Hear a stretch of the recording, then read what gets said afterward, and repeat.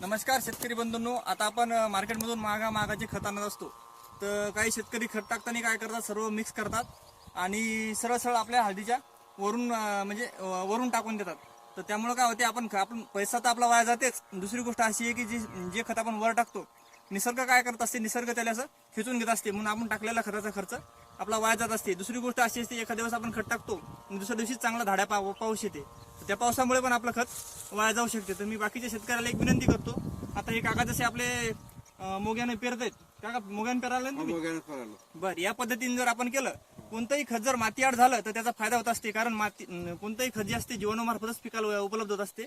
ते जे जीवाणू जे आहेत ते आता जमिनीच्या वरता येणार नाहीत, ते जमिनीच्या आतमध्ये असतात. त्याच्यामुळे आपण खत मातीआड केल्यामुळे आपला पुरेपूर आपला फायदा होत असते. तर मी बाकीच्या शेतकऱ्याला विनंती करतो, खर्च करून करायला लागलो तर आपण एक जरासा आपला त्रास जास्त होईल, पण या पद्धतीने केलं तर आपलं ते पूर्ण खत उपयोगात येईल. धन्यवाद.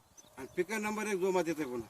बस, काकांना तर दरवर्षी काकाचा अनुभव आहे, ते काका मस्त आहे नाही. पण नंबर 1 हे याच्यासारखं खत कशालाच नाही म्हणत, कारण हे पांढऱ्या मुळी जाते ना खते, डायरेक्ट मुळी जवळ जाते. बरोबर. आणि लगेच पीक वाढायला सुरुवात होती.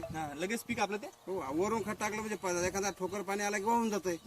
आणि ज्या शेतकऱ्याची हळद सध्या अशी पिवळ्या कंडिशन मध्ये आहे, त्यांना मी एक विनंती करतो, वेलाग्रो कंपनीचं जे विवा आणि फेअरलाईन आणि त्यासोबत मास्टर 20-20 3 किलो या तिन्हीचं कॉम्बिनेशन मिक्स करून हे आपण ड्रिपद्वारे किंवा ड्रिचिंगद्वारे करा. त्यामुळे आपलं पीक हिरवेगार होईल आणि पांढऱ्या मुळाची वाढ आणि फुटवे चांगले निघतील. तर हे सर्व बदल आपण ड्रिचिंग केल्यानंतर 8 ते 10 दिवसामध्ये आपल्याला पिकामध्ये दिसून येतील. धन्यवाद.